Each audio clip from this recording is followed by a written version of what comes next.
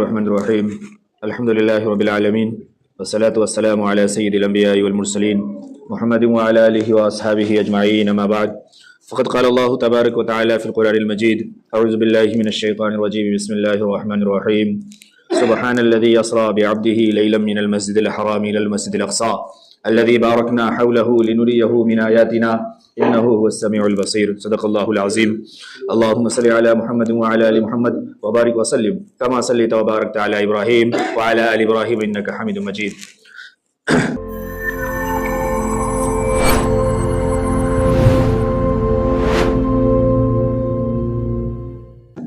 حضرین گرامی، اللہ تبارک و تعالیٰ کا احسان اور کرم ہے، مالک کریم نے ایک بار پھر ہم تمام کو اپنے بارگاہ میں حاضری کی توفیق نصیب فرمائی۔ اسلامی مہینے کے اعتبار سے یہ بڑا عظیم، بڑا محترم مہینہ ہے، رجب المرجب کا مہینہ چل رہا ہے۔ آج 26 تاریخ ہے اس کی، اسلامی تاریخ کی، اور جناب محمد رسول اللہ صلی اللہ علیہ وسلم کی ذات مطہرہ کا ایک عظیم واقعہ اس مہینے میں پیش آیا۔ اصحاب سیر اور مورخین کے نزدیک اس تاریخ میں، اس کے دن میں اختلاف ہے، لیکن ایک قول کے اعتبار سے یہ ہے کہ جناب محمد رسول اللہ صلی اللہ علیہ وسلم کو نبوت کے 12ویں سال 51 سال 5 مہینے کی عمر میں 27 رجب کو یہ معراج کا واقعہ پیش آیا۔ معراج کا واقعہ مختصر میں یوں ہے، جسے قرآن میں اللہ رب العالمین نے 2 جگہ پر عام طور سے بیان فرمایا، سورہ بنی اسرائیل کے اندر اور سورہ نجم کے اندر۔ جناب محمد رسول اللہ صلی اللہ علیہ وسلم کو اپنے قیام گاہ سے حضرت جبرائیل علیہ السلام کے ذریعے سے بیدار کیا گیا، پھر وہاں سے آپ کا سفر چلا۔ جو پیدل کا سفر تھا، اس سفر کو جو رات کے وقت میں ہوا اسے اسراء کہتے ہیں۔ آپ مسجد حرام گئے، پھر وہاں سے مسجد اقصیٰ، اس درمیان کی اور بھی واقعات، آپ کے سینے کو چاک کیا گیا، زمزم سے دھویا گیا، علم و حکمت سے، نور سے بھرا گیا۔ پھر اس کے بعد مسجد اقصیٰ میں آپ نے تمام انبیاء علیہ السلام کی امامت فرمائی، اور پھر وہاں سے یہ سفر آگے کا شروع ہوا، جسے ہم عروج سے نکلا ہوا معراج ہے، اور یہی سفر معراج کہلاتا ہے۔ معراج کا واقعہ اور معراج کا سفر یہ صرف محض ایک سفر نہیں ہے، بلکہ یہ عبرت و حکمت اور نصیحت سے بھرا ہوا ایک سبق ہے۔ جس سفر سے واپسی پر آپ صلی اللہ علیہ وسلم نے جو بہت ساری باتیں بتائی اور بہت ساری باتیں سکھائیں، انہیں اصل سمجھنے کی ضرورت ہے اور اس پر عمل کرنے کی ضرورت ہے۔ جناب محمد رسول اللہ صلی اللہ علیہ وسلم جو اس سفر پہ گئے تو آپ نے تمام آسمان کا سیر کیا، جنت و دوزخ کا سیر کیا، جنتیوں کے حالات بھی دیکھے، دوزخیوں کے حالات کو بھی دیکھے، اور آپ صلی اللہ علیہ وسلم نے آ کر کے اس کی خبر دی اور بتایا۔ اسی سفر میں آپ صلی اللہ علیہ وسلم کو سب سے قیمتی تحفہ نماز کی شکل میں دیا گیا۔ وہ نماز جو پہلے آپ صلی اللہ علیہ وسلم کو 50 نمازیں دی گئیں، لیکن آپ سفر پر سے جب واپس ہونے لگے، راستے میں انبیاء علیہ السلام سے ملاقات ہوتی رہی، اور پوچھا کیا ملا؟ بولے نماز کا تحفہ ملا ہے اور اتنی نمازیں ملی ہیں۔ کہا یہ امت میں جانتا ہوں نہیں ادا کر پائے گی، آپ جائیں اللہ سے درخواست کریں اور کم کروا لیں۔ اس طریقے سے آپ جاتے رہے اور کم کرواتے رہے، کم کرواتے رہے، 45 نمازیں کم ہو گئی، اخیر میں یہ 5 نمازیں بچیں۔ پھر بھی کہا کہ دیکھو میں جانتا ہوں کہ یہ 5 نمازیں بھی یہ امت ادا نہیں کریں گی، لیکن آپ صلی اللہ علیہ وسلم نے فرمایا کہ اب میں نہیں جاتا، اب مجھے حیا آتی ہے کہ اب 50 میں سے 45 کم ہو گئی، اب 5 بھی لے کر کے نہ جاؤں، اب مجھے حیا آتی ہے، اب میں اللہ کے پاس نہیں جاؤں گا۔ جب آپ صلی اللہ علیہ وسلم آگے بڑھے تو پھر یہ ندا آئی کہ اے محمد جاؤ، اگر آپ کی امت یہ 5 نمازیں بھی ادا کریں گی تو میں اسے 50 نمازوں کا ثواب عطا فرماؤں گا۔ اس وقت یہ 5 نمازیں فرض ہوئی۔ آپ صلی اللہ علیہ وسلم نے جنت کو دیکھا، دوزخ کو دیکھا، دوزخیوں کے مختلف حالات بیان ہوئے، الگ الگ گناہ گاروں کو جو الگ الگ سزائیں دی جا رہی تھی وہ سب بیان کیا گیا، اور سب ہمارے سامنے موجود ہے۔ آج افسوس یہ ہے کہ آج ہمارے درمیان یا تو صحیح جانکاری نہیں ہے، یا پھر ہم صحیح جانکاری سے ہٹ کر کے رسم و رواج اور خرافات کو ہی ہم نے اپنی زندگی اور اپنی زندگی کا شیوا بنا لیا۔ حدیث معراج سے ہمیں کیا سبق ملتا ہے؟ ہمارے گھریلو زندگی، ہمارے خواتین کے جو حالات ہیں، جس طریقے کی بے راہ روی ہمارے گھروں میں ہے، جیسی بے پردگی اور جیسی عریانیت ہے، اور بے پردگی اور اس طریقے کی عریانیت اور برہنگی کے تعلق سے آپ صلی اللہ علیہ وسلم نے جو معراج میں عذاب دیکھا اور اس عذاب کو آ کر کے امت کو اور امت کی بیٹیوں کو سکھایا اور بتایا کہ اس کے بال کھلے تھے جس کی وجہ سے کیا عذاب ہوا، ناخن کی زیب و زینت کی وجہ سے کیسے عذاب ہوئے، ہونٹ کی زیب و زینت کی وجہ سے کیسے عذاب ہو رہے تھے، کیسی بے پردگی تھی، تمام چیزوں کو بیان کیا۔ آج اس پر ہمارا کوئی دھیان نہیں، کوئی خیال نہیں۔ نماز جیسی عظیم تحفہ اور سب سے پہلا آخرت میں اس کا پوچھ ہونا، اس پر کوئی خیال نہیں، کوئی دھیان نہیں۔ اسی طریقے سے آپ صلی اللہ علیہ وسلم فرمایا کہ ایک شخص کو دیکھا کہ جس کا پیٹ بہت بڑا ہے اور اس کے پیٹ میں سانپ اور بچھو بھرے ہوئے ہیں۔ فرمایا جبریل یہ کون ہے؟ کہا یہ وہ لوگ ہیں جو رشوت کھاتے تھے، گھوس لیتے تھے۔ آج اس پر ہمارا کوئی دھیان نہیں ہے، لیکن جس کا تعلق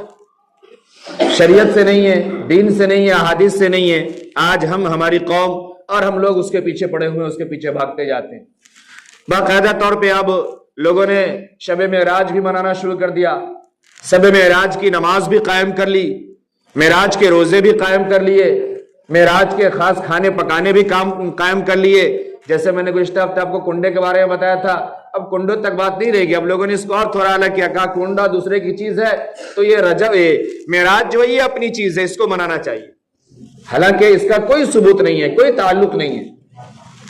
کہ شب معراج میں عبادت کی جائے، خاص قسم کا نفل پڑھا جائے۔ اور یہ بات میں یوں ہی نہیں کہتا اور صرف سن کے نہیں کہتا، آپ کے یہاں سے بھی لوگ پوچھتے ہیں، اور ہر سال میں بتاتا ہوں کہ ایسا کچھ نہیں ہے۔ وہ شب معراج کی خاص نمازیں بھی پوچھتے ہیں اور پھر طریقہ ہی بتاتے ہیں کہ ہم ایسے ایسے پڑھیں گے نا، شب معراج کی نماز ایسے ایسے فلانا ہم کو بتایا پڑھنے کے لیے۔ عجیب مسئلہ ہے، ایک تو کوئی نماز نہیں ہے، اوپر سے طریقہ بھی خود گڑھا ہوا ہے، وہ طریقہ بھی صرف مجھ سے ویریفائی مہر لگواتے ہیں۔ تو شب معراج کی کوئی نماز نہیں ہے۔ رجب پورا محترم مہینہ ہے، لگاتار کئی ہفتوں سے میں بتا رہا ہوں، اب پورے سال بتاتا ہوں، 4 محترم مہینے ہیں، 4 حرمت والے مہینے ہیں، عزت و احترام والے مہینے ہیں، ان کی اپنی فضیلت ہے، قرآن سے ثابت ہے، آقا صلی اللہ علیہ وسلم کے اقوال سے ثابت ہے۔ اس میں ہم جو بھی عمل کرتے ہیں اس کا ہمیں اجر و ثواب ملتا ہے، ایکسٹرا ملتا ہے۔ اگر ہم گناہ کرتے ہیں تو گناہ کا وبال بھی ایکسٹرا ملتا ہے، کیونکہ ہم محترم مہینے کی حرمت کا خیال نہیں کر رہے ہیں اور ہم اس کی توہین کرتے ہوئے گناہ پہ سنازوری کر رہے ہیں، تو اس کا وبال بھی زیادہ ملتا ہے۔ لیکن یہ کہ کسی چیز کو خاص کر لیا جائے اور اس کا نام دے دیا جائے اس مہینے کا کہ یہ اس مہینے کی عبادت ہے، یہ اس دن کی عبادت ہے، یہ اس رات کی عبادت ہے، جو شریعت میں نہیں ہے، جو احادیث میں نہیں ہے، جو صحابہ کی زندگی سے آپ صلی اللہ علیہ وسلم کی رضامندی سے ثابت نہیں ہے، ہم اسے دین کا حصہ نہیں بنا سکتے، اس پہ عمل نہیں کر سکتے۔ تو شب معراج کی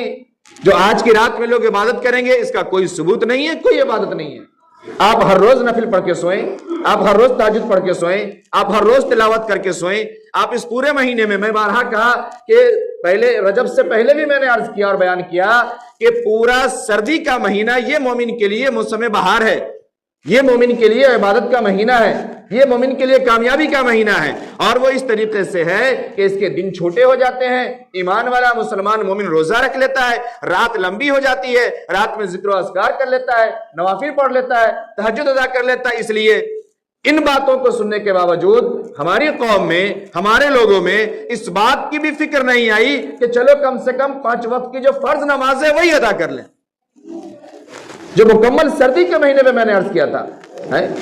اس پر بھی ہمارا جو ہے کوئی دھیان نہیں گیا۔ اس کے بعد رجب کی بات آئی، رجب پورا محترم تھا، آقا صلی اللہ علیہ وسلم پورے مہینے میں عبادت کا اہتمام فرماتے تھے، شعبان میں اہتمام فرماتے تھے، پورے پہ کوئی دھیان نہیں، لیکن ایک ایک دن کی گڑھی ہوئی چیزوں پہ ہم آ کر کے رک گئے۔ اور پھر اس کے بعد جو پورے واقعہ معراج سے جو ہمیں سبق ملتا ہے، جو اس کی اصلیت ہے، جو زندگی کا نچوڑ ہے، جو اللہ رب العالمین نے جنت کو بھی دکھلایا اپنے حبیب کو، جہنم کو بھی دکھلایا، جنت کے بھی واقعات بیان کر دیے گئے تاکہ مومن کے اندر شوق پیدا ہو، رغبت پیدا ہو، اسے حاصل کرنے کی کوشش کرے۔ جہنم کے حالات سے باخبر کر دیا گیا تاکہ اس قسم کے گناہوں سے بچ جائے، مرد حضرات بھی بچے، خواتین بھی بچیں، اور گھر کے خواتین پہ بھی نظر رکھی جائے اور حفاظت کی جائے۔ اس پر ہمارا کوئی دھیان نہیں گیا۔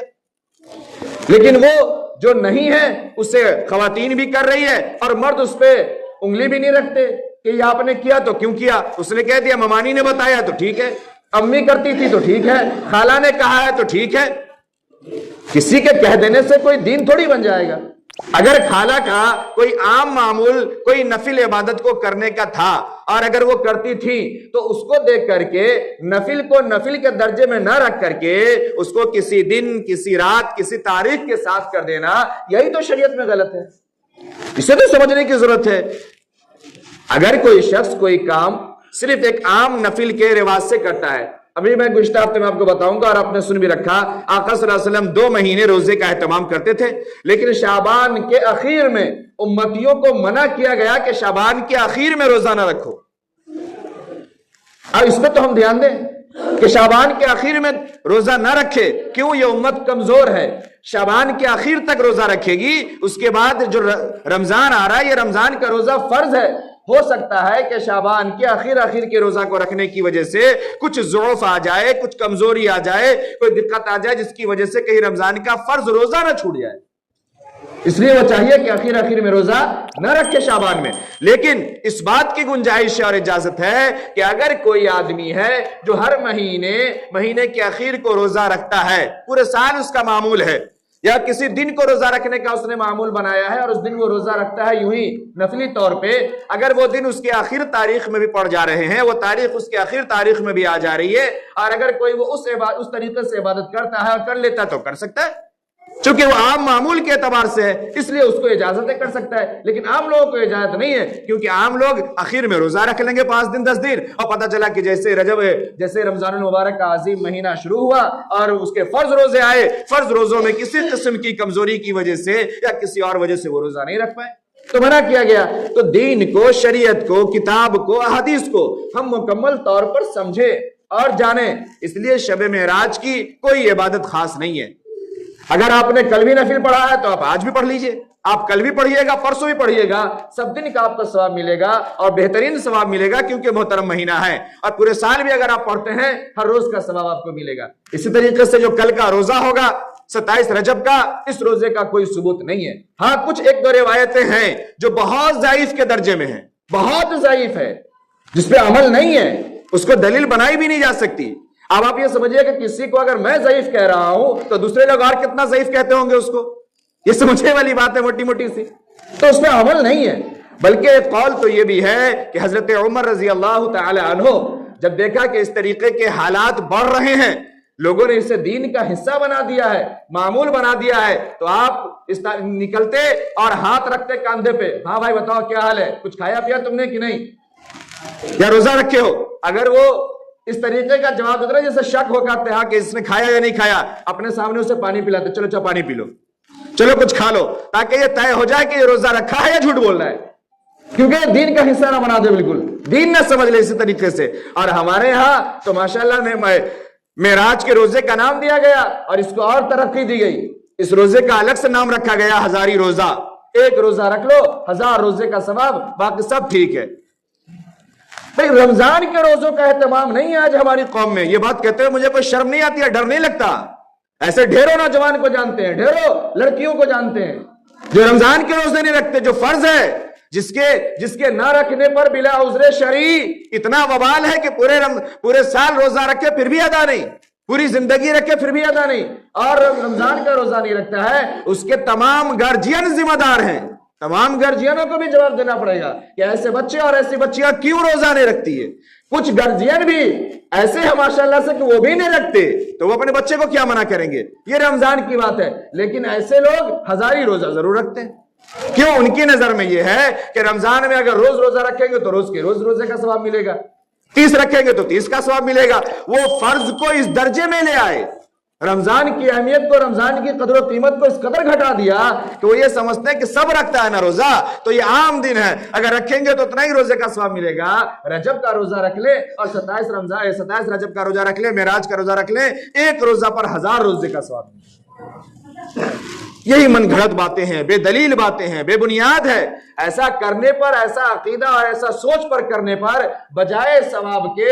گناہ ملے گا لیکن فائدہ نہیں ہوگا۔ ہاں اس تمام ضعیف روایتوں کو سامنے رکھتے ہوئے اس بات کی صرف اجازت ہے جو میں نے پہلے عرض کیا کہ اگر کوئی معمول کے مطابق رکھتا ہے اور اگر وہ یہ نہیں سمجھتا کہ آج 22 کا ہے یا آج 27 کا ہے اس لیے ہم رکھ رہے ہیں، وہ اپنے معمول کے مطابق عام نفل جو ادا کرتا ہے اس نفل پر اگر وہ رکھتا ہے تو اسے نفل کا ثواب ملتا ہے اور نفل کا ثواب ملے گا۔ اس لیے ہم سمجھیں کہ جو پورا واقعہ معراج ہے اس کی سیکھ کیا ہے، اس کی تعلیم کیا ہے، اس میں آپ صلی اللہ علیہ وسلم نے واپسی پہ کیا بیان کیا ہے، امت کو کیا سکھایا ہے اور کیا دیا ہے، اور سب سے عظیم تحفہ جو نماز کی شکل میں لا کر کے ہمیں دیا، ہم اس پہ کتنے پابند ہیں اور کتنے کاربن ہیں۔ آج ہم فرائض پر دھیان نہیں دیتے، فرائض ہماری ادا نہیں ہو رہی ہے اور من گھڑت چیزوں پہ ہم لگ گئے۔ میں نے گزشتہ ہفتے عرض کیا تھا، حقیقت یہ ہے کہ شیطان یہ چاہتا ہے کہ ہر چیز میں ہمارا حصہ لگ جائے، اس لیے اس نے جب دیکھا کہ سیدھے سیدھے ہمارا حصہ نہیں بن رہا تو دین کے راستے میں بھی الگ الگ نام ڈالا، الگ الگ چیزیں سجھائی اور اس طریقے سے اپنا حصہ اور اپنا کھانے پینے کا طریقہ اور ذریعہ بنا لیا۔ جب نفس غالب آتا ہے اور جب شیطان غالب آتا ہے پھر ہم اس چیزوں کو زبردستی کرتے ہیں اور دین سمجھ کے ثواب سمجھ کے کرتے ہیں۔ حقیقت معنی میں بڑے غور سے سمجھے گا، بڑا نازک جملہ کہہ رہا ہوں میں، حقیقت معنی میں ہوتا یہ ہے کہ ہم اپنے نفس کو خوش کر رہے ہوتے ہیں اور اس نفس کے ساتھ ساتھ جو شیطان ہمیں راستہ سجھا رہا ہے ہم اس شیطان کی پیروی کرتے ہوئے شیطان کو خوش کر رہے ہیں، نہ کہ رحمان کو خوش کر رہے ہیں اور نہ ہی جناب محمد رسول اللہ صلی اللہ علیہ وسلم کے فرمان کے مطابق ہم عمل کر رہے ہیں۔ اس لیے میرے محترم بزرگوں اور دوستو، ہم صحیح چیز کو سمجھیں، صحیح کو جانیں۔ واقعہ معراج پہ میں نے گزشتہ بہت تفصیل سے بتایا، ہر بار نہیں بتاتا نا، لوگ کمنٹ کرنے لگتے ہیں امام صاحب یہی سب بات ڈھونڈ کے لاتے ہیں، ڈھونڈ کے نہیں لاتے۔ واقعہ معراج کی جو واقعہ حدیث معراج کے نام سے جو مشہور ہے احادیث، جس حدیث میں پورے واقعات بتائے گئے ہیں، جہنم کے پورے نقشے کو آقا صلی اللہ علیہ وسلم نے بتایا اور گھر کے خواتین کی ایک ایک اداؤں کو بتایا، ایک ایک گناہ کو بتایا کہ بال کھلے رہنے کی وجہ سے کیا گناہ ہو رہا تھا، ناخن کی زیب و زینت کی وجہ سے کیسے گناہ ہو رہے تھے،